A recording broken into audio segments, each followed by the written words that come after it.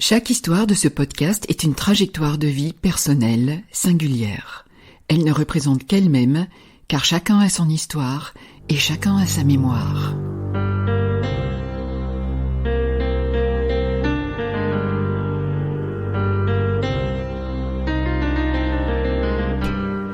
Et de nous, qui se souviendra? Par Nicole Guidicelli.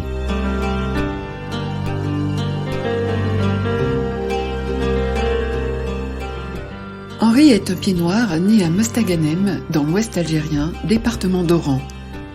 L'histoire de sa famille en Algérie commence vers 1840. Fuyant les grandes misères d'Espagne et d'Italie, ses arrière-arrière-grands-parents demandent l'asile à la France, et la France les envoie de l'autre côté de la Méditerranée. La famille est modeste, alors le père d'Henri se met au travail à 13 ans, des petits boulots de peintre et de maçonnerie. Il s'engage ensuite dans la marine nationale et sert en Indochine pendant 4 ans. À son retour, il intègre l'armée de terre, les tirailleurs algériens, et se marie avec Yvonne, sa fiancée qu'il attendait depuis longtemps. Henri arrive en juin 57. Nous sommes à Mostaganem, 3 ans après le début des événements, et c'est d'un balcon de Mostaganem que le général de Gaulle, en juin 58, prononcera pour la seule et unique fois « Vive l'Algérie française ».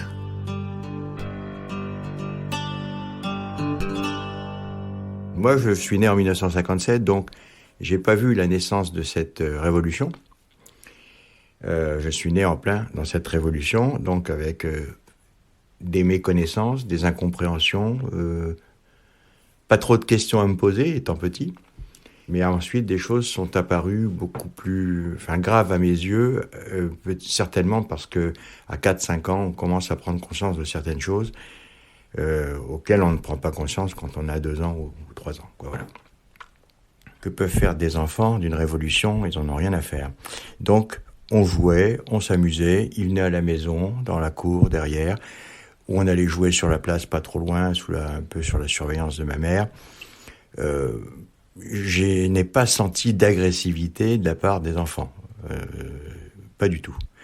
On jouait ensemble, on avait des jeux, des fois des jeux qui étaient issus de la communauté maghrébine, ou des jeux que on s'échangeait en fait nos cultures. Donc, sans vraiment vouloir le faire en réalité, mais on le faisait. Pour ce qui est de la guerre, j'en avais une notion qui était très atténuée parce qu'en fait, quand mon père revenait, je voyais bien qu'il avait un sac à dos, je voyais bien qu'il avait une tenue spéciale, je voyais bien qu'il avait une arme, mais ça n'avait pas de signification en réalité pour moi. D'abord, je jouais avec les armes non armées, bien entendu, comme un jeu. C'était un jeu, voilà. La réalité, en fait, elle est apparue lorsque des événements violents se sont produits à proximité de notre habitation, ou par exemple, quand notre voisin, qui était un militaire de l'administration, s'est fait assassiner juste devant chez nous et sous mes yeux, quoi, voilà. Donc, là, j'ai pris conscience d'une chose, c'est qu'il y avait une violence et qui n'était pas neutre. Et alors, ça ne m'a pas permis de tirer des conclusions là-dessus. J'ai vu quelque chose qui était violent, qui était sanglant et qui m'a frappé. Il y a eu d'autres expériences sur des nuits troubles où mon père n'étant pas là, ma mère a dû défendre la maison, arme à la main, pour nous sauver la vie, ça on peut le dire. Et à partir de là, j'ai quand même pris conscience d'une chose, c'est que notre vie était en danger et on ne s'en rendait pas compte en réalité. Elle était en danger là sur un événement, mais elle pouvait être en danger sur des choses qui semblaient être totalement neutres en réalité. Tout pouvait basculer d'un instant à l'autre. Et ça, c'est une prise de conscience et c'est le début d'une peur ressentie. Parce qu'avant, j'avais aucune raison d'avoir peur. Ma grand-mère maternelle qui vivait avec nous était dans une grande anxiété, peut-être plus que nous. Elle avait connu d'autres guerres. Elle avait connu avec son mari la Deuxième Guerre mondiale, les guerres du Rif pour le roi du Maroc, la Première Guerre mondiale où elle n'était pas en France, mais où elle était dans cette crainte et dans cette appréhension permanente, quoi.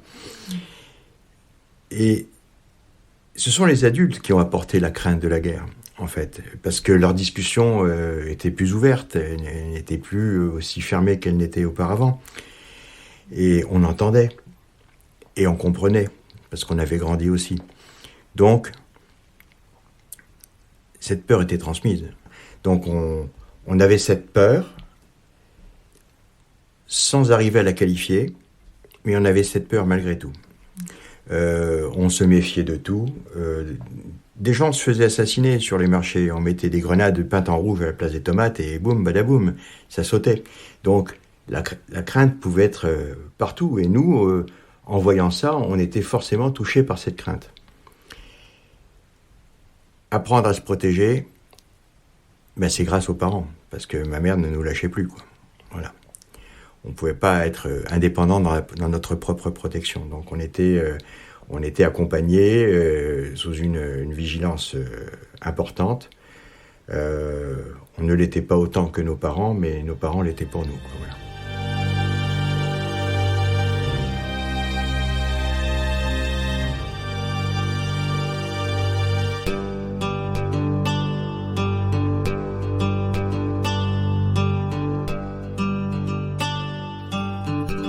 Henri a 5 ans lorsque sa famille quitte l'Algérie en février 62, un mois avant la signature des accords d'Évian. Les conditions du départ sont catastrophiques pour les pieds-noirs civils, littéralement livrés à eux-mêmes. Quant aux militaires, leur départ est décidé par l'armée. Avec une organisation, bien entendu, nous sommes partis en bateau, avec rien. Que voulez-vous avoir quand vous partez en bateau? Vous emmenez vos valises et c'est tout. Voilà. En quelques secondes, on a l'impression que toute une vie, elle disparaît, qu'une nouvelle vie pointe à l'horizon, mais dont on ne connaît pas la teneur.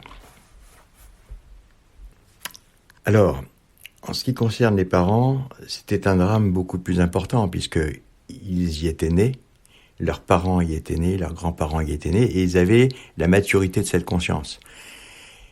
Et c'était quelque chose d'horrible pour eux, parce que pour eux, c'était le seul pays qu'ils connaissaient depuis des générations. Donc, quitter le pays de la sorte, c'était outrageant, et c'était inacceptable, et c'était révoltant. Les gens qui sont partis de là-bas sont partis contraints, mais révoltés. Le départ en bateau, pour nous enfants, c'était une grande aventure.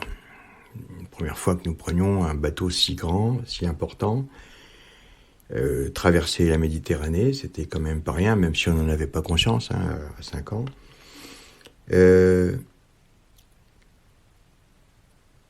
Moi, j'avais peur.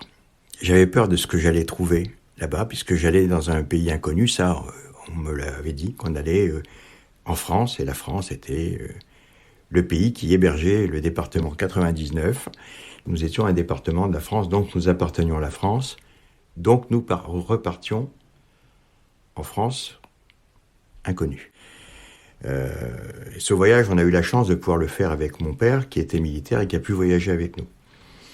Donc ça a été bien, parce qu'il a pu structurer en fait ce voyage, et en fait s'occuper de tout un peu l'organisation à notre arrivée à Marseille, et puis de Marseille, partir à Besançon. Imaginez, vous vivez dans un pays qui s'appelle l'Algérie, un département français. En hiver, il fait 18 degrés. Et pour la première fois de votre vie, vous arrivez dans une ville en France dans laquelle il va faire moins 25 degrés. Et votre mère est obligée de coudre pour tout le monde des vêtements parce que sinon on meurt de froid, quoi, voilà. Donc, on est dans la zone du Jura. Donc, les pins, les hauteurs, le froid, la neige, la glace. Et pourquoi cette ville-là? Mon père, après sa démobilisation des tirailleurs en Algérie, a été réaffecté au 110e RIM, Régiment d'infanterie mécanisée. Donc une nouvelle affectation, puisqu'en fait, le fait de quitter l'Algérie ne le faisait pas quitter l'armée. Alors, bien entendu, différence de température, différence de climat, différence, si vous voulez, dans les têtes des concitoyens aussi. Et l'impression que ça m'a donné, c'est qu'ils ignoraient d'où nous venions, qui nous étions et pourquoi nous étions là-bas. Alors moi je suis gamin, j'ai ma structure intellectuelle de gamin de 5 ans, mais ça ne m'empêche pas de réfléchir et de me dire, l'impression que j'ai, c'est que ces personnes nous ignorent complètement, pas parce qu'ils ne veulent pas nous connaître, c'est parce qu'ils ne nous connaissent pas, tout simplement. Pour eux, nous sommes des gens qui débarquons d'une planète qui est autre que la leur, et je me suis dit, ça va être très dur de s'intégrer dans cette société. Alors, j'ai pas senti d'agressivité de la part d'enfants, mais beaucoup de questions. Qui vous êtes? D'où vous venez? C'est comment là-bas? Est-ce que vous êtes arabe? Est-ce que tu as fait la guerre? Vous voyez, donc un gamin de 5 ans demande bien entendu à un autre gamin de 5 ans s'il a fait la guerre. Et moi, la conclusion de toutes ces questions qui me sont posées, elle est simple, c'est que les gens découvraient qu'il y avait une population française en Algérie.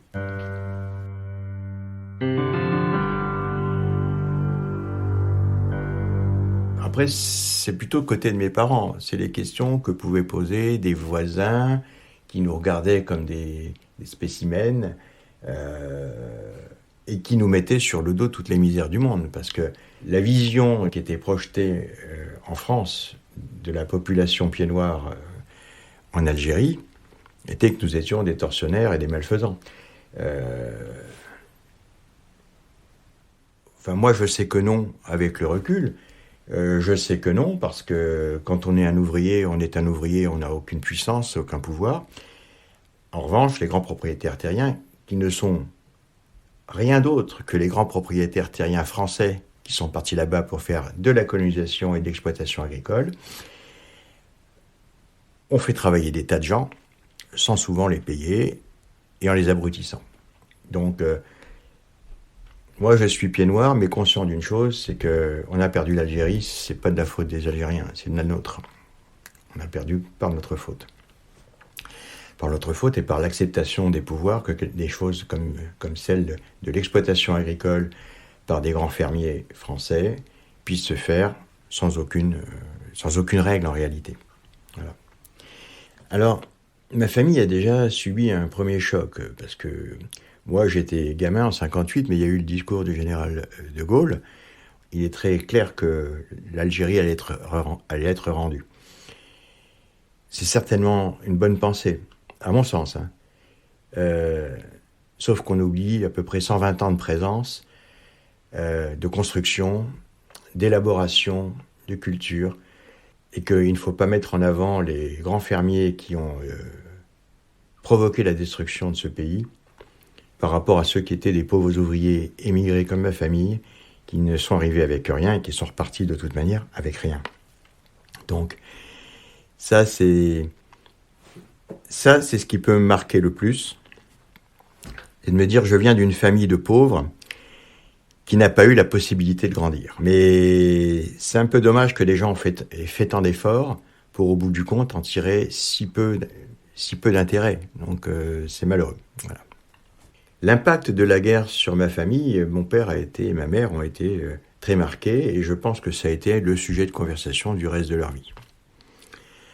Moi, est-ce que ça m'a marqué à titre personnel? Pas immédiatement. Mais quand j'ai eu 10-11 ans, il y a eu des prises de conscience qui ont été faites. Et quand je pense à l'Algérie, je ne l'assimile pas à une souffrance personnelle.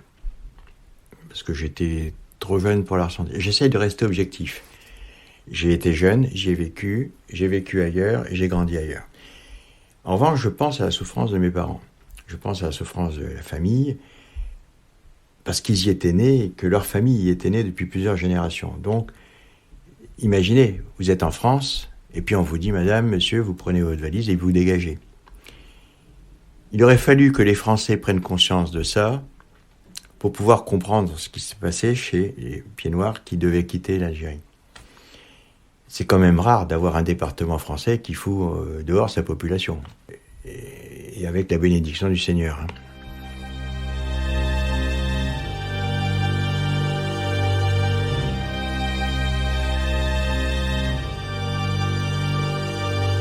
Arrivé en France, le problème c'est que tout le monde est rentré par ses propres moyens, sans forcément avoir des moyens de communication les uns avec les autres. Et ils se sont finalement retrouvés dans des lieux complètement disparates. Impossible de se repérer, impossible de se contacter. Et là, ça a provoqué vraiment un éclatement familial. Donc, alors, est-ce qu'on peut retrouver quelqu'un avec qui on s'est perdu de vue en France ? Il semblerait qu'à cette époque-là, c'était extrêmement difficile. Ouais. En fait, en revenant en France, on s'est habitué à vivre dans notre cocon, en réalité. Autour de nous, on ne nous connaissait pas, on se sentait dénigré, alors on s'est resserré.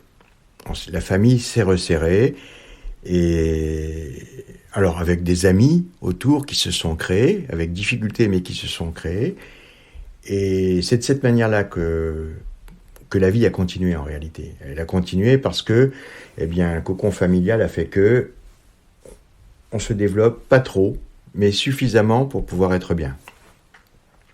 Ma mère a été une personne qui quand même était très prudente aux rencontres qu'elle faisait.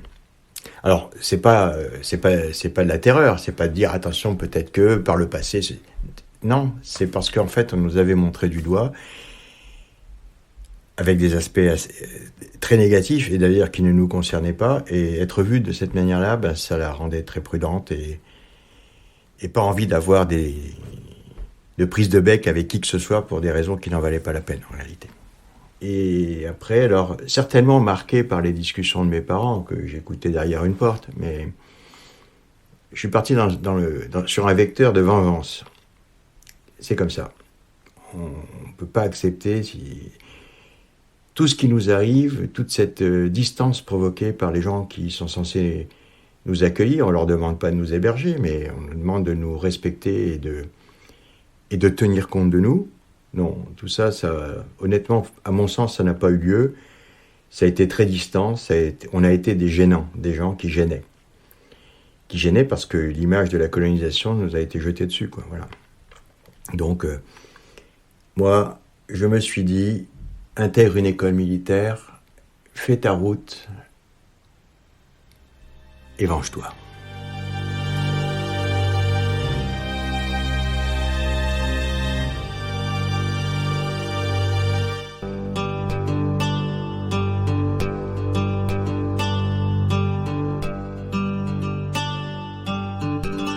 À 11 ans, Henri est reçu au concours du Prytanée national militaire de la Flèche. Le choix que j'avais fait d'aller dans cette école,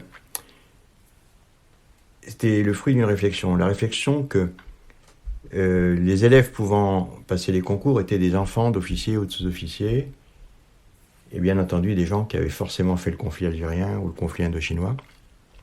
Et en réalité, j'ai rencontré plein d'enfants de pieds noirs là-bas, dont les parents étaient militaires, quoi. Alors, d'ailleurs, la première bagarre que j'ai faite à l'âge de 11 ans, je me suis battu, on s'est un peu tapé dessus, et on a découvert que nous étions pieds noirs chacun, et on s'est embrassés.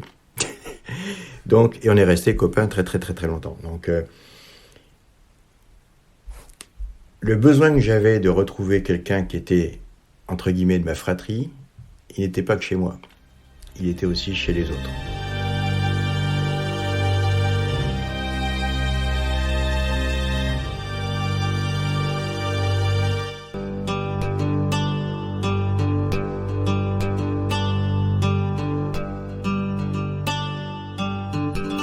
À 19 ans, Henri s'engage dans l'armée pour 3 ans. On lui propose ensuite de travailler pour la défense. Alors j'ai dit oui. J'ai dit oui parce que je savais que ça allait être l'Afrique. Et que l'Afrique, c'était le pays avec lequel j'avais des comptes à régler. Voilà, le continent. Donc je suis parti en mars-avril 82. Et donc j'en ai fait pour 8 mois par an jusqu'en 90. Et là je suis allé Mauritanie, Burkina Faso, Bénin, Togo, Centrafrique, Niger, Tchad, Soudan. Ça a du sens. Ça a du sens parce que toutes ces périodes ont été des périodes d'errance. Parce que quand on est 8 à 9 mois à l'extérieur de chez soi, on n'est pas chez soi. Et pour moi, c'était une manière de compenser la perte de mon pays et la volonté de ne pas m'adapter à la nouvelle structure qui m'accueillait, quoi, voilà. J'étais à l'extérieur et j'étais bien à l'extérieur. Ma vie, je l'ai risquée, oui, pour la France. Je savais que je la risquais, je savais que je pouvais mourir, mais ce qui comptait, c'était ce que je faisais et la raison pour laquelle je le faisais.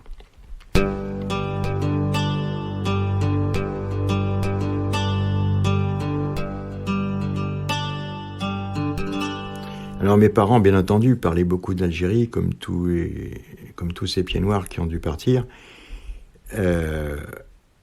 Ils ne parlaient pas spécialement de l'Algérie d'un point de vue politique, mais c'était le point de vue du souvenir surtout. Du souvenir de la famille, du souvenir des amis perdus. Et oui, ils en parlaient. Et bien sûr que oui, moi aussi je posais des questions parce que le souvenir que j'en avais était quand même beaucoup plus mince. Moi, je demandais à ma mère comment ma grand-mère faisait à manger. Je posais des questions sur tout. Moi, quand j'étais gamin et que j'étais à la maison, ma mère cuisinait, j'étais scotché à elle. Voilà. Donc c'est pour ça que je sais faire la paella, je sais faire le couscous, je sais faire voilà. Et parce que je les regardais faire. Alors qu'avant, on creusait pour savoir ce que l'arrière-grand-père ou l'arrière-arrière, si c'était possible. On était vraiment intéressés de savoir. On passait nos dimanches à questionner nos parents là-dessus, qui sortaient les cartons, les photos, toutes jaunies et tout, mais c'était bien. J'ai retrouvé il n'y a pas très longtemps une photographie de ma mère, de mes 2 sœurs et de moi sur une jetée des sablettes de Mostaganem. Elle était éditée par quelqu'un d'autre que je ne connaissais pas. Et j'ai trouvé ça sur Internet. Et j'ai reconnu ma mère, je me suis bien reconnu, et mes sœurs. Et il y avait Monsieur Larib, qui était l'homme qui s'est fait assassiner, l'adjudant-chef qui s'est fait assassiner en 60. Je ne sais pas qui a pris ces photos. Je ne sais pas du tout. Donc, ça m'a fait plaisir de me dire que quelqu'un a des photos de ma mère, de moi et de mes sœurs.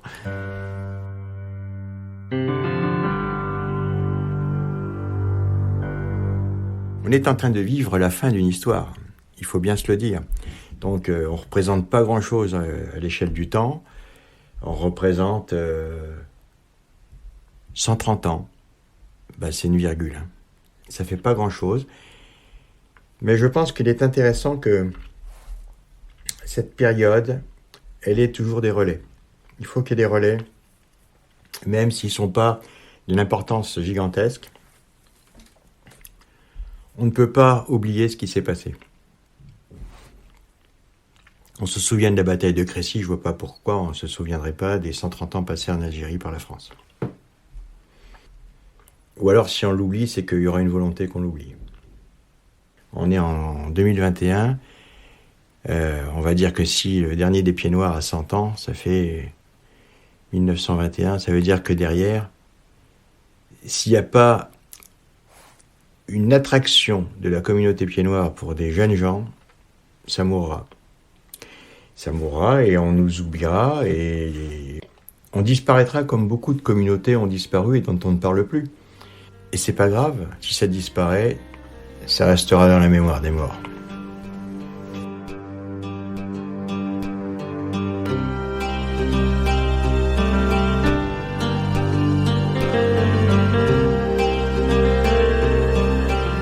Un grand merci à Henri pour son témoignage.